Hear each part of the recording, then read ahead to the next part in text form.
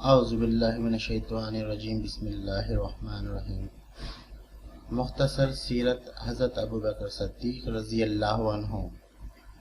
نام عبداللہ، کنیت ابوبکر، لقب صدیق اور عتیق۔ والد کا نام عثمان، کنیت ابو قحافہ، والدہ کا نام سلمہ، کنیت ام الخیر۔ ابوبکر صدیق رضی اللہ عنہ کی ولادت بسعادت عام الفیل کے 2 سال 6 ماہ بعد ہوئی۔ آپ رضی اللہ عنہ کا سلسلہ نسب یہ ہے: عبداللہ بن عثمان بن عامر بن عمر بن قعب بن سعد بن تیم بن مرہ بن قعب بن لوی قرشی تمیمی۔ حضرت ابوبکر صدیق رضی اللہ عنہ کی 4 بیویاں تھیں، جن کے نام یہ ہیں: قتیلہ بن عبد العزیٰ بن اسعد بن جابر بن مالک، یہ حضرت عبداللہ اور حضرت اسماء رضی اللہ عنہما کی والدہ تھی۔ ام رومان بنت عامر بن عویمر رضی اللہ عنہا، یہ حضرت عبد الرحمن اور حضرت عائشہ رضی اللہ عنہما کی والدہ تھی۔ حضرت اسماء بنت امیز بن محبت بن حارث رضی اللہ عنہا، یہ محمد بن ابی بکر کی والدہ تھی۔ حبیبہ بنت خارجہ بن زید بن ابی ظہیر الانصاریہ الخزرجیہ رضی اللہ عنہا، ان سے ابوبکر صدیق رضی اللہ عنہ کی وفات کے بعد بیٹی ام کلثوم پیدا ہوئی۔ ام کلثوم سے حضرت طلحہ بن عبید اللہ رضی اللہ عنہ نے شادی کی۔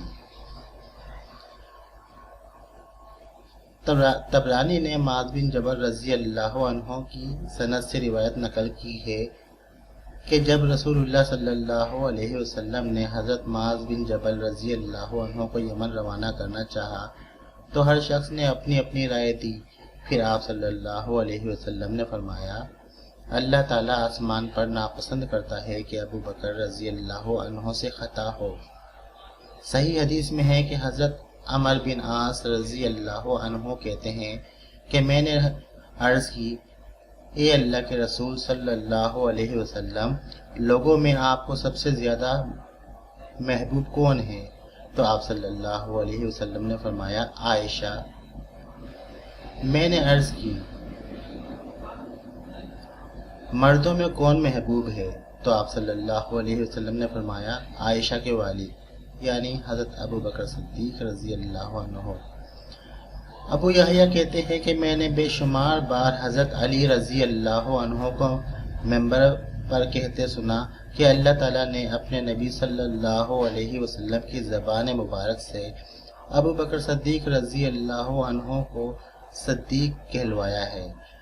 صالح بن جواد کہتے ہیں کہ میں نے محمد بن حنفیہ رحمۃ اللہ علیہ سے پوچھا: ابوبکر صدیق رضی اللہ عنہ کو ہر مقام میں مقدم کیوں رکھا جاتا ہے، حتیٰ کہ ان کے سوا کسی اور کا ذکر ہی نہیں ہوتا؟ محمد بن حنفیہ رحمۃ اللہ علیہ نے جواب دیا: چونکہ آپ رضی اللہ عنہ صحابہ میں سب سے افضل تھے اور ان کا قبول اسلام بھی افضل تھا، اسی فضیلت پر رہے یہاں تک کہ اللہ تعالیٰ نے ان کی روح قبض کر لی۔ حضرت علی رضی اللہ عنہ سے حضرت ابوبکر صدیق رضی اللہ عنہ کے بہت زیادہ مناقب مروی ہیں، حتیٰ کہ محدثین کی ایک بڑی جماعت نے الگ سے ابوبکر صدیق رضی اللہ عنہ کے مناقب کو جمع کیا ہے۔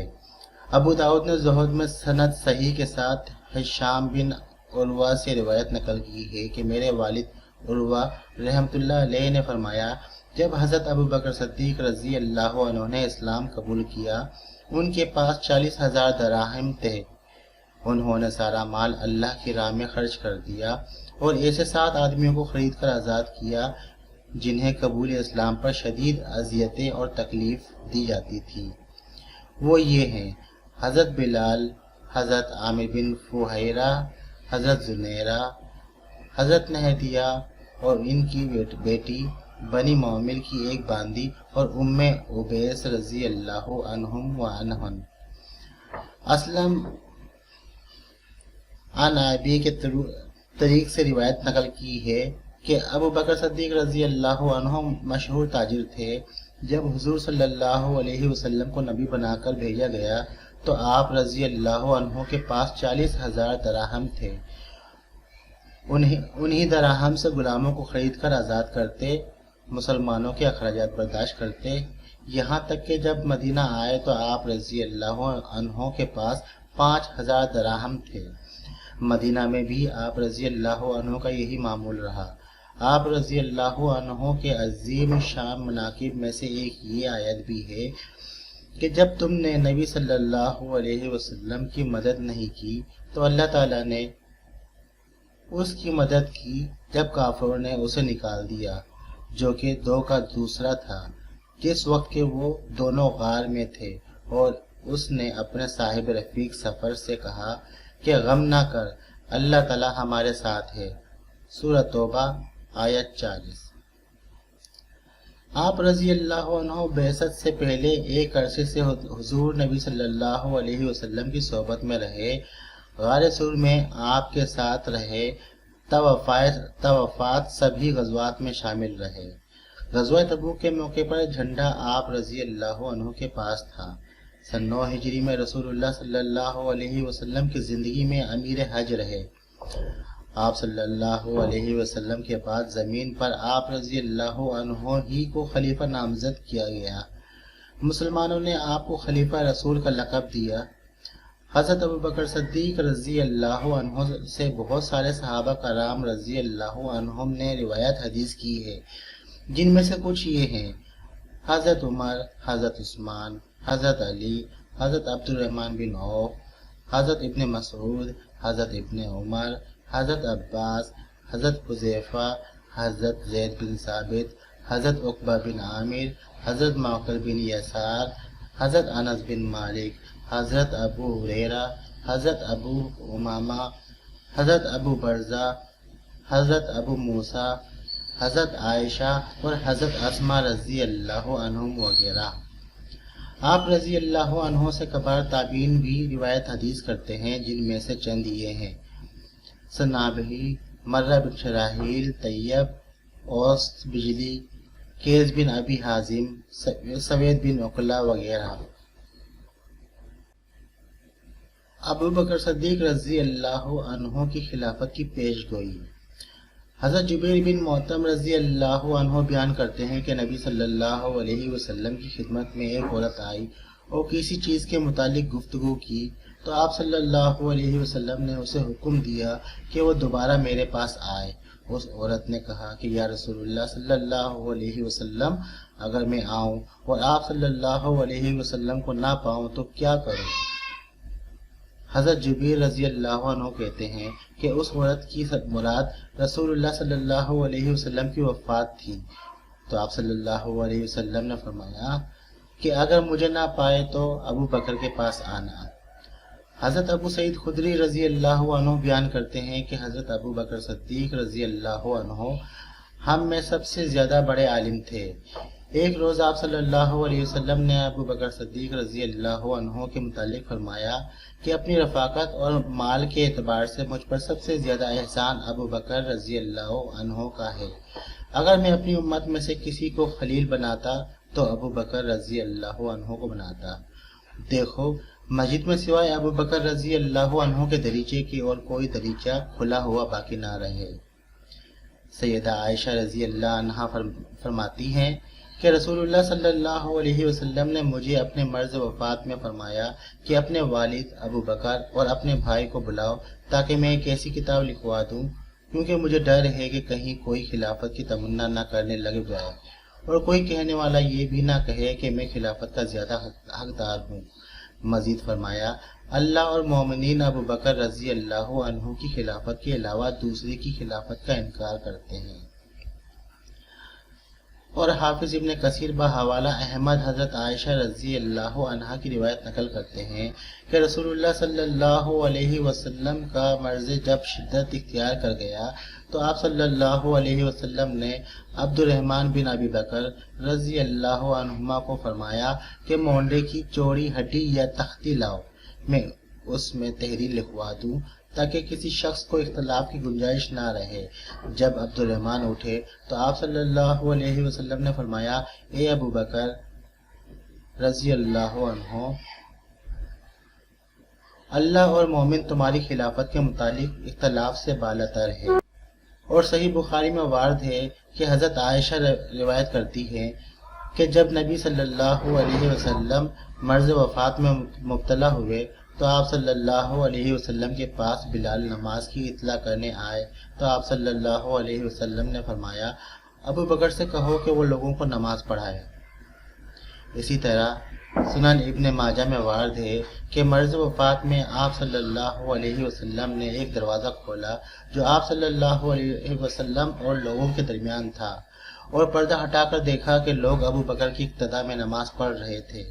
آپ صلی اللہ علیہ وسلم نے لوگوں کی یہ اچھی حالت دیکھ کر اس امید پر اللہ تعالیٰ کی حمد و ثنا کی کہ اللہ تعالیٰ آپ کا خلیفہ و جانشین انہی کو بنائیں گے جن کو دیکھ رہے ہیں، یعنی ابو بکر صدیق رضی اللہ عنہ کو۔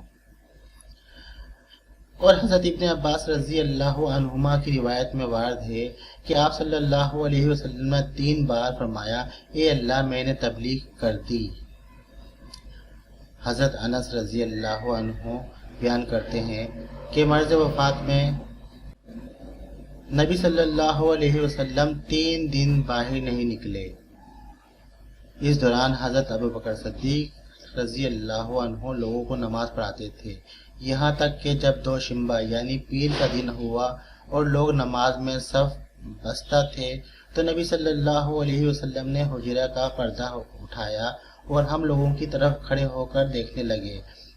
اس وقت آپ کا چہرہ مبارک گویا مصحف کا صفحہ تھا۔ پھر آپ بشاشت سے مسکرائے۔ ہم لوگوں نے خوشی کی وجہ سے چاہا کہ نبی صلی اللہ علیہ وسلم کے دیکھنے میں مشغول ہو جائیں، اور ابو بکر اپنے پچھلے پیروں پیچھے ہٹ آئے تاکہ صف میں مل جائیں۔ وہ سمجھے کہ نبی صلی اللہ علیہ وسلم نماز کے لیے آنے والے ہیں، لیکن آپ صلی اللہ علیہ وسلم نے ہماری طرف اشارہ کیا کہ اپنی نماز پوری کر لو، اور آپ صلی اللہ علیہ وسلم نے پردہ ڈال دیا۔ اسی دن آپ صلی اللہ علیہ وسلم نے وفات پائی۔ رسول اللہ صلی اللہ علیہ وسلم کی وفات کے بعد جب تمام صحابہ کرام رضی اللہ عنہم نے متفقہ طور پر حضرت ابو بکر صدیق رضی اللہ عنہ کی خلافت تسلیم کر لی تو حدیث میں وارد ہے کہ حضرت عائشہ رضی اللہ عنہا نے فرمایا، واقعی اللہ تعالیٰ اور مومنوں نے حضرت ابو بکر صدیق رضی اللہ عنہ کے علاوہ خلافت کے دوسرے دعوے دار کا انکار کیا۔ حضرت ابو بکر صدیق رضی اللہ عنہ مغرب یا عشاء کے وقت 22 جمادی الثانیہ بروز پیر سن 13 ہجری میں 63 سال کی عمر پا کر وفات پا گئے۔ حضرت ابو بکر صدیق رضی اللہ عنہ کی خلافت 2 سال 3 ماہ رہی اور بوقت وفات ان کی عمر 63 سال تھی۔ اسی عمر میں رسول اللہ صلی اللہ علیہ وسلم نے بھی وفات پائی تھی، اور جس طرح اللہ تعالیٰ نے نبی صلی اللہ علیہ وسلم اور حضرت ابو بکر صدیق رضی اللہ عنہ کو زندگی میں اکٹھا رکھا، بعد وفات بھی ان دونوں کو جمع کر دیا رضی اللہ عنہ وارضہ۔